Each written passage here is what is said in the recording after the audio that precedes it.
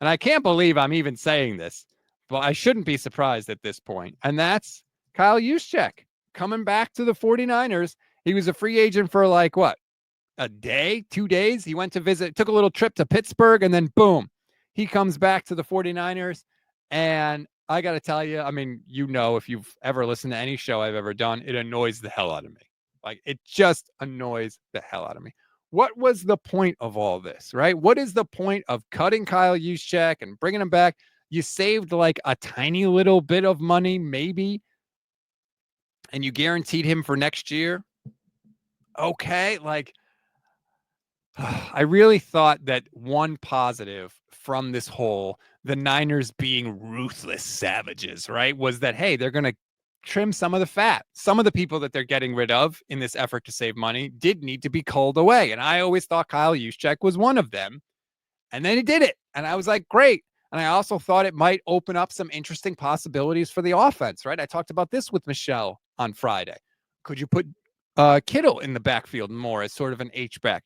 Could you put Luke Harrell there? Maybe. Could you put Isaac Guerrero there and have Guerrero and CMC on the field at the same time? I would love that. None of that seems like it's going to happen anytime soon because Juice is back. So there's no need to do any of that. But I thought it might have been a chance for Kyle to kind of evolve things a little bit and change some things up, switch it up a little bit, maybe not rely on 21 personnel as much. Now, not. And I think that it's indicative of a couple of things. First of all, and I think Ian nails it. Ian Sharp. George needed him. I think George Kittle was heartbroken over the whole thing.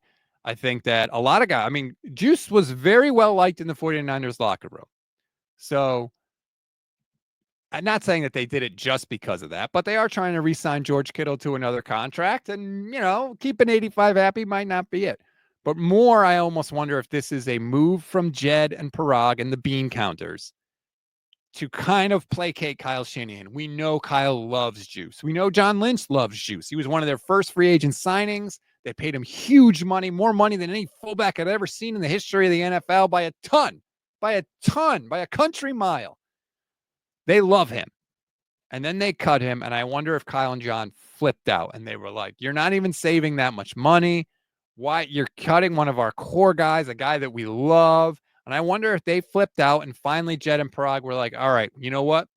We'll throw you a bone. Okay, I guess you can have your treat back, right? I almost wonder if that's what it is.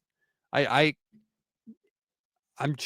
what it screams to me, because teams don't really operate this way. If there's a guy you want to keep, if there's a guy you really want to keep, you don't cut him and let him go take visits with other teams and get offers from other teams and potentially leave.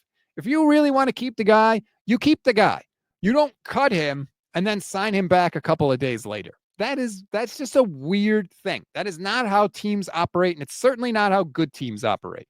You don't need to actually cut the guy to give him permission to go out and find his market, right? They didn't cut Deebo Samuel to let him go out and find his market. They gave his agent permission to seek a trade. You don't have to cut a guy in order to do that. But the Niners did cut Kyle Juszczyk. So that's why it's something here is not right. It's not just, oh, well, they cut him the whole time and they always knew that they were going to sign him back. No, I don't care if that's what they tell you. No, we have the whole history of the NFL. We know how the process works. We know that this is not how it works. Teams don't cut guys they really want to keep. So I wonder if they cut him and Kyle and John flipped out and maybe there was some reaction from the locker room as well. I don't know, right? Maybe Kittle was firing off texts and Christian McCaffrey was firing off texts and Trent Williams. Who knows? I don't know. I'm not saying that happened. I'm purely speculating. But all I know is I've been watching the NFL for 35 years. And you don't cut guys and then sign them back a day later in normal operating procedure. That is not normal. And I think we can all just acknowledge that, right? Andre Garibay says Kittle and CMC cried to Jet. Like, again, maybe. We don't know. It'd be fascinating.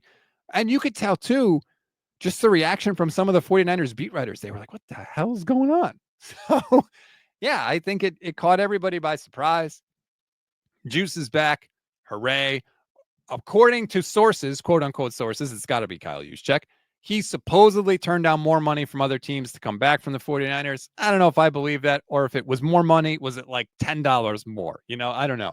Here's one thing I do know. Kyle Juszczyk loves to tell everybody how much money he turned down. He loves it. He loves it. Andre Garibay says Trent threatened to retire. That would be hilarious.